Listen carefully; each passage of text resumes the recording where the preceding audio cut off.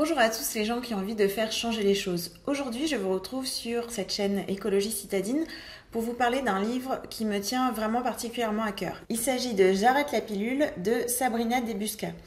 Donc c'est un livre qui est venu vraiment à point pour moi, à un moment où je me posais vraiment beaucoup de questions sur la pilule. Ça faisait plusieurs années que je me demandais est-ce que je continue, est-ce que j'arrête. J'avais un mauvais pressentiment par rapport à ça, mais j'avais pas de raison vraiment objective de dire oui, il faut que j'arrête. Et pour moi, ça a été une véritable révélation, c'est-à-dire que tous les derniers doutes que j'avais se sont vraiment envolés. Et aujourd'hui, je vais vous faire un petit résumé en fait avec les points vraiment qui m'ont marqué dans le livre, parce que je sais que tout le monde ne va pas avoir le courage de lire un livre qui fait quand même à peu près 300 pages, donc c'est un essai assez dense.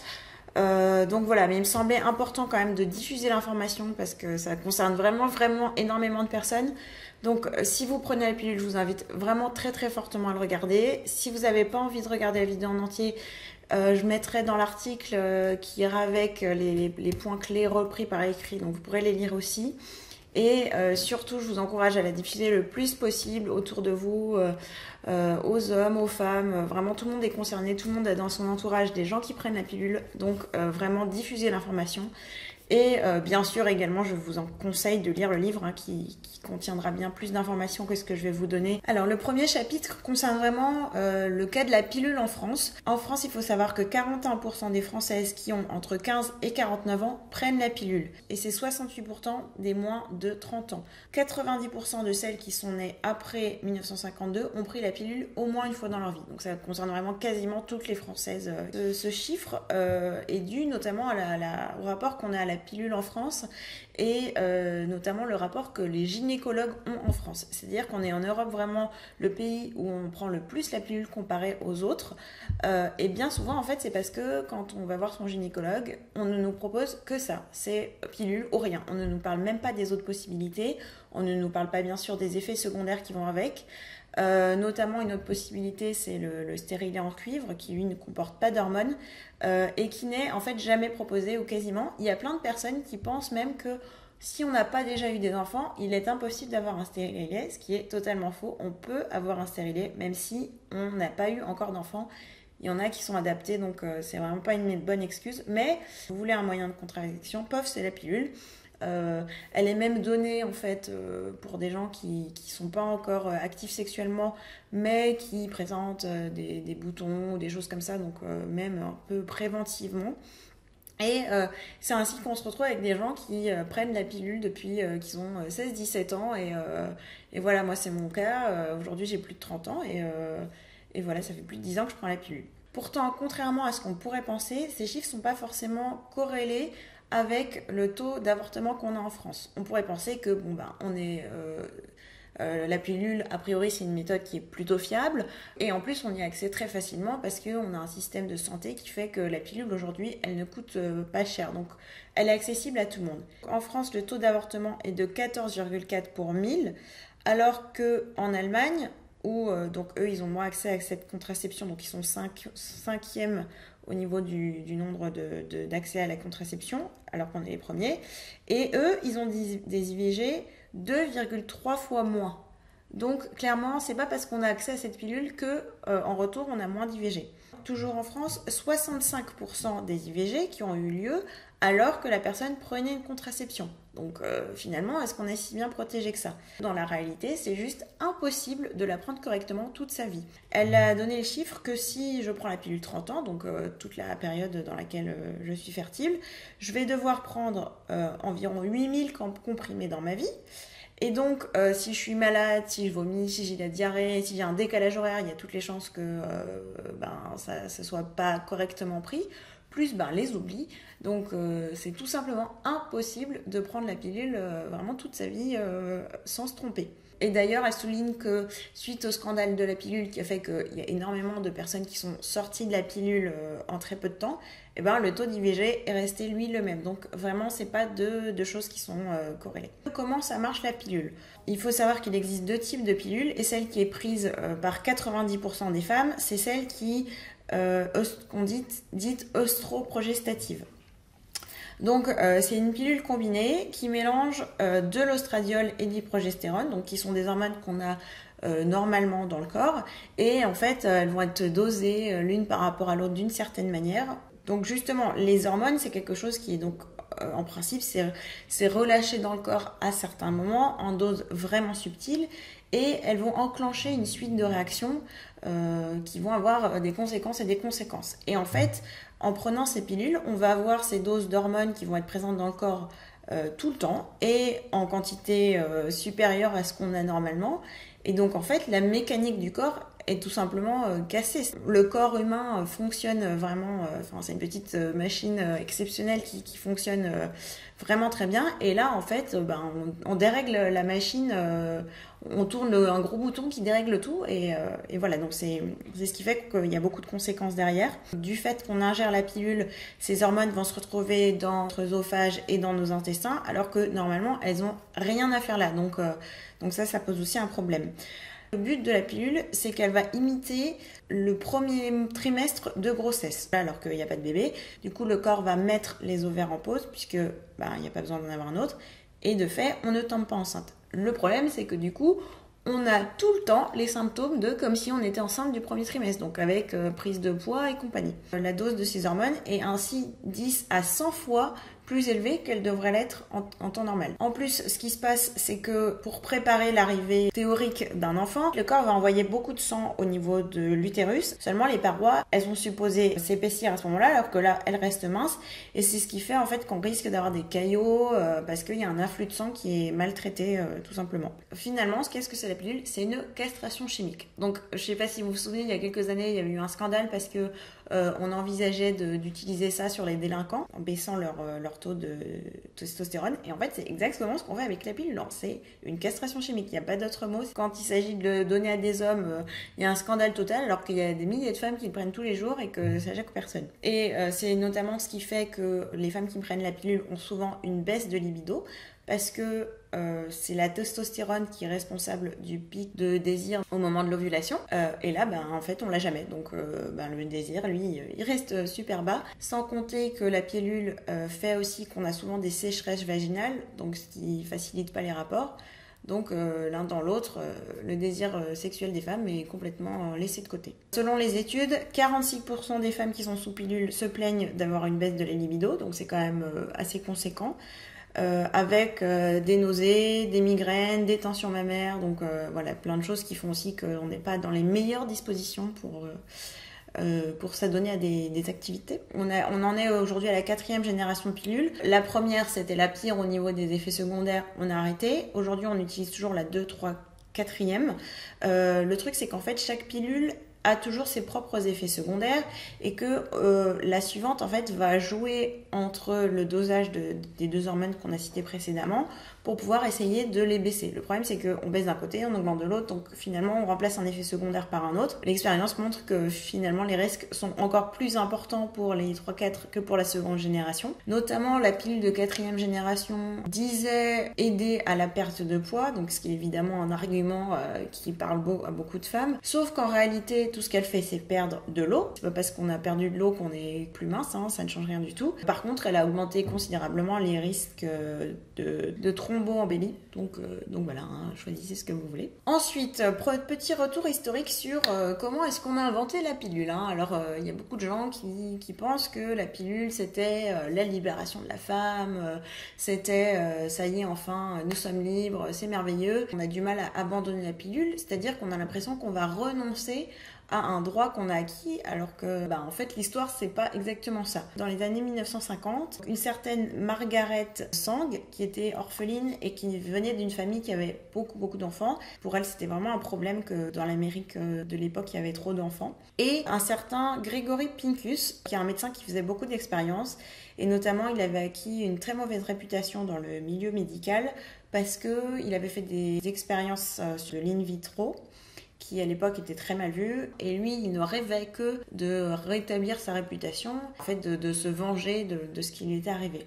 Donc ces deux personnes se sont associées et elles sont allées trouver des gens pour pouvoir financer tout ça. Et elles sont allées voir en fait toute la bourgeoisie de l'époque et notamment des membres du Ku Klux Klan. En fait, le but de la pilule, c'était vraiment eugéniste. Eugéniste, c'est quoi? C'est qu'on veut améliorer le patrimoine génétique du pays et on veut réduire le fardeau de l'État en maîtrisant les classes populaires. Parce que il y avait beaucoup de gens qui arrivaient dans les catégories de personnes noires et hispaniques, et donc ça faisait un petit peu peur à la bourgeoisie qui se disait « Oh là là, il commence à être beaucoup, faudrait faire quelque chose ». Donc ce serait une bonne idée de faire un gros programme de stérilisation collectif, consenti ou pas, hein, ça c'était pas la question, mais il faut un peu maîtriser tout ça parce que là il y en a beaucoup trop, ça c'est pas bon pour le pays. Mais bon, à la limite, on pourrait se dire, ok, ça c'est l'histoire, c'est le début, mais finalement ce qui compte c'est ce que la pilule existe aujourd'hui, ça change pas grand chose, pourquoi est-ce qu'elle a été créée au départ? Sauf que l'histoire ne s'arrête pas là. En 1952, Pincus commence à tester la première pilule sur ses patientes. Parce qu'à l'époque, on pouvait tester des choses sur les patients, on n'était pas obligé de les en informer. Il y avait tellement d'effets secondaires qu'en fait, la plupart des patientes ont refusé de continuer à prendre ce traitement. Donc déjà, première alarme, là, il y a un petit problème. Mais notre cher Pincus, lui, il avait décidé que ça allait marcher, donc il s'est acharné. Ce qu'ils ont fait, c'est qu'ils sont allés faire leurs expériences à Porto Rico, qui était à l'époque une île très pauvre, donc on pouvait faire ce qu'on voulait, il n'y a personne qui allait râler ou quoi que ce soit. Ils ont mené l'expérience sur 850 femmes. Donc là, on peut se dire 850 femmes, ça commence à être un petit peu plus sérieux. Le problème, c'est que, encore une fois, beaucoup de plaintes, beaucoup de femmes qui quittent l'étude. Au bout d'un an, il n'y en a plus que 130 qui restent, donc autant vous dire que c'est rien du tout, et qu'un an, pour la durée de vie d'un test de médicaments, c'est aussi absolument ridicule. Et petit détail, pendant ce temps-là, il y en a quand même 5 qui sont mortes. Donc 5 personnes qui sont mortes, dont une par suicide. Mais bon, franchement, 5 personnes qui meurent, est-ce que vraiment ça veut dire que le médicament ne marche pas? Non, franchement, son médicament marche, il faut continuer. Les femmes se plaignaient donc beaucoup de symptômes négatifs, d'avoir des douleurs mammaires, des maux de tête, perte de la libido. Mais enfin, on va pas les écouter, ce sont des femmes. Il est bien connu que les femmes disent n'importe quoi, se plaignent tout le temps. Donc, de toute façon, c'est dans leur tête, c'est imaginaire. On peut pas prendre ça comme des données scientifiques. Donc, en fait, tout ce qui était effet secondaire, ça a été tout simplement ignoré, hein, puisque ça venait de femmes qui se sont dit que pour traiter l'homosexualité, ce serait quand même bien de leur donner la pilule. Et là, ils ont fait une expérience sur vraiment un tout petit groupe, et ce qui s'est passé, c'est que sur ce groupe, il y a une personne qui a eu la taille de ses testicules qui a un petit peu baissé. Alors là, panique, on a touché aux testicules des hommes, vite arrêtons tout, c'est pas possible, on ne donnera la pilule qu'aux femmes, c'est mieux. Donc ils ont arrêté tout de suite sur les hommes. Fort de ces 130 femmes qui n'étaient pas mortes, notre cher Pincus et ses comparses sont allés voir la FDA, donc l'organisme qui approuve les médicaments aux États-Unis. Ils ont un petit peu trafiqué les chiffres, donc au lieu de compter en femmes, ils ont compté en cycles, du coup ça faisait tout de suite beaucoup plus des chiffres plus importants. En plus, à l'époque, à la FDA, ils étaient complètement débordés, les dossiers étaient traités tous à la va-vite, donc c'était vraiment le bon moment. C'est passé. Une fois que la FDA donne son accord, la plupart des pays suivent sans revérifier de leur côté, donc finalement, hop, on s'est mis comme ça, et c'est ainsi qu'on a mis la première génération de pilules sur le marché. Merci. Ce qui est l'idée aussi que en fait la pilule aurait permis la révolution sexuelle des femmes, même si effectivement elle a contribué. Notamment, si on prend les chiffres, on voit que après 1870, le nombre d'enfants par femme en France était de 2,7. Donc 1870, c'est bien avant l'arrêt de la pilule. 1870, c'est bien avant l'arrivée de la pilule. Donc on avait déjà baissé bien avant qu'elle soit là. Idem aux États-Unis. En 1800, on avait 7 enfants par femme en moyenne. En 1930, on en était à 2,2. Et donc tout ça, c'est avant que la pilule arrive. Donc ça veut dire que ce soit dans les campagnes, dans les villes et tout ça, les femmes ont déjà, bien avant la pilule, trouvé le moyen de réduire leur naissance en utilisant d'autres méthodes, l'observation, le retrait, des choses qui ne sont pas forcément 100% efficaces, mais en tout cas, elles ont déjà fait quelque chose. Un autre effet pervers dont on ne parle pas assez par rapport à la pilule, c'est que en fait quelque part ça a donné le pouvoir aux hommes, parce qu'à l'époque les femmes étaient encore sous le joug de leur mari, hein, elles étaient là pour faire leur devoir conjugal, et finalement le fait d'avoir la pilule, ça fait qu'elles n'avaient plus le droit de dire non en fait, puisque plus d'excuses de il y a des risques et tout ça. Monsieur peut s'en donner à cœur joie tout le temps et madame n'a pas son mot à dire. Donc, rappelons-le encore une fois, hein, tous les effets secondaires sur la libido qui fait que voilà, hein, mais c'est comme ça. Donc on a gagné, mais d'un côté, c'était pas sympa pour tout le monde. Après, on peut pas dire que ça n'a rien fait non plus par rapport à ça, parce que avec l'arrivée de la pilule, on est quand même passé de 2,6 à 2 enfants par femme. Donc effectivement, oui, il y a eu un changement, même si il n'est pas aussi radical que ce qu'on pourrait penser. Revenons maintenant sur les effets négatifs de la pilule, pour parler d'un truc très joyeux. Donc, clairement, la pilule, c'est considéré comme un perturbateur endocrinien. Donc, le truc dont tout le monde parle partout, scandale, oh là là, il y en a. Bah, en fait, on en prend tous les jours de son plein gré, parce que c'est la pilule. D'ailleurs, en 2005, le CIRC, donc, qui est le Centre international de recherche sur le cancer, a classé la pilule cancérigène niveau 1. Donc niveau 1, c'est la même catégorie que le tabac, que l'arsenic. En France, on estime que chaque année, il y a environ entre 3000 et 3500 femmes qui ont des problèmes graves de santé et 13 à 24 qui meurent suite à des problèmes de phlébite ou d'embolie pulmonaire. Alors, vous me direz, pourquoi dans ce cas-là, les gynécos continuent à prescrire les pilules? Le truc, c'est que il existe des études sur lesquelles s'appuient les gynécologues pour valider que la pilule est selon eux une bonne chose, parce que ils font leur travail, donc c'est pas forcément de la mauvaise foi, c'est surtout de la désinformation. Le problème, c'est que quand on regarde de plus près ces études, on se rend compte qu'elles ne sont pas du tout pertinentes. On considère d'ailleurs que 70% des études qui concernent la pilule sont en fait faussées. Pour vous donner un exemple, l'étude la plus conséquente à ce jour, qui a été réalisée entre 1968 et aujourd'hui, donc quand même assez poussée dans le temps, elle a été étudiée sur 46 000 femmes pendant 44 ans. Donc quand même, on pourrait penser que c'est un échantillon assez probant.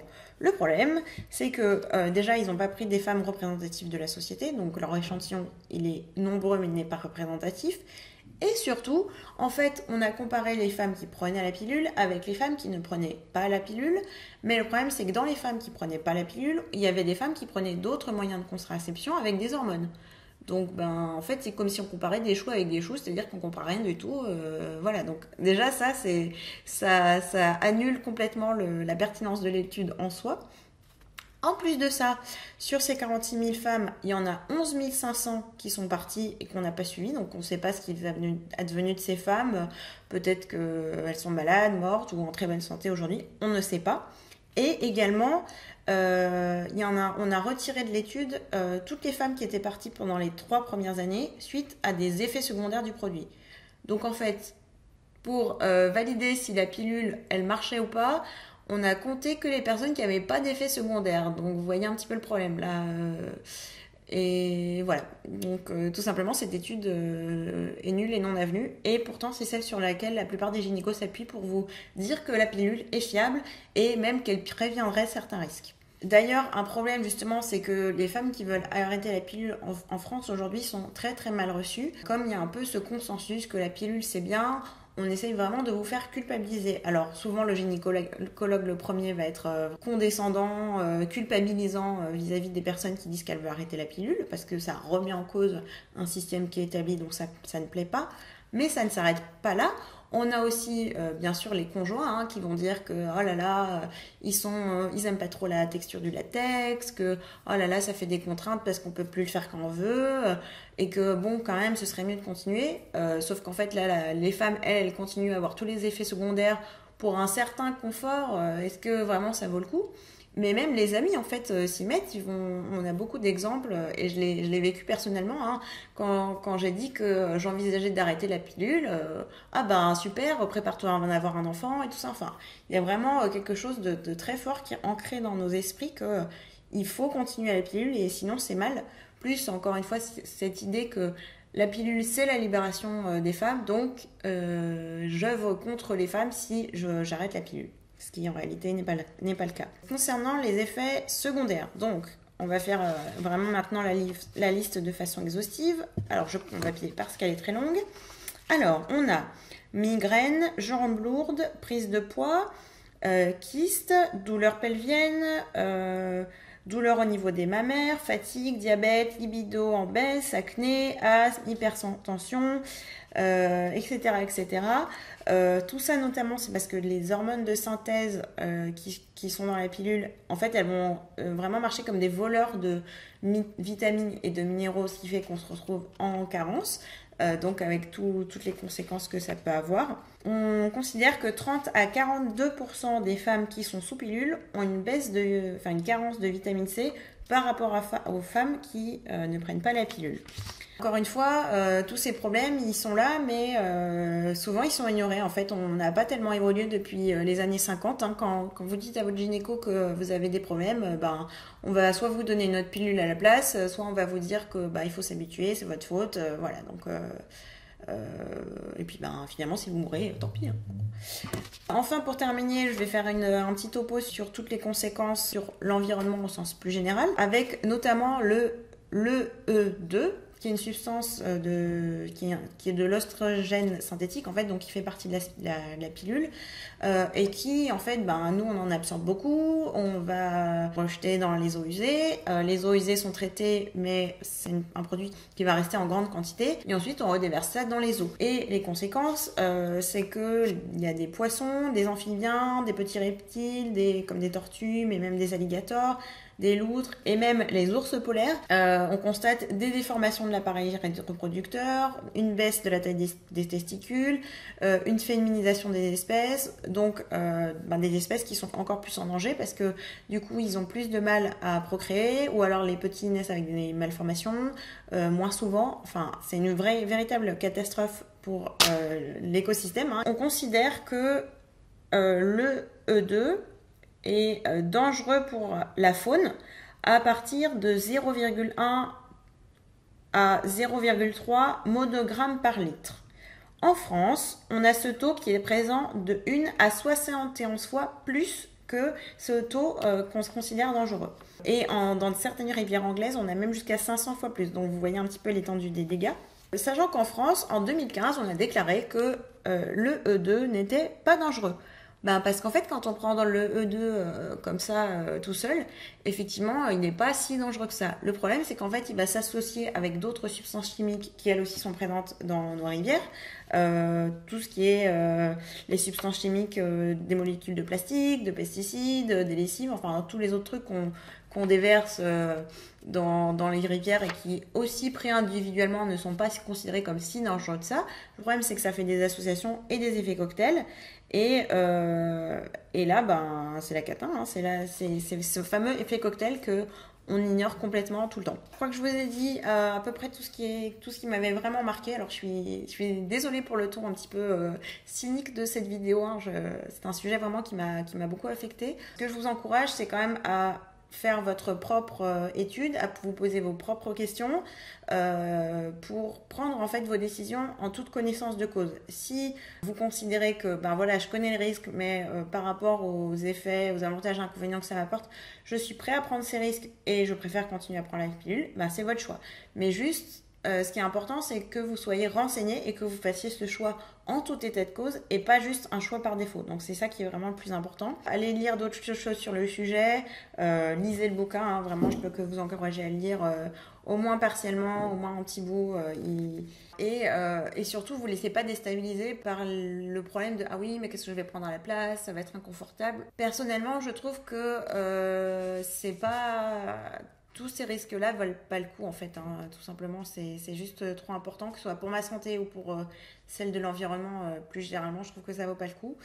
Après, je ne vous l'ai pas expliqué, mais dans le bouquin, en fait, vous trouverez à la fin, elle compare vraiment tous les moyens de contraception qui existent, la qualité de fiabilité, la facilité dans l'utilisation courante, le prix, les contraintes. Voilà, aujourd'hui, il y a la symptothermie notamment qui est de plus en plus connue.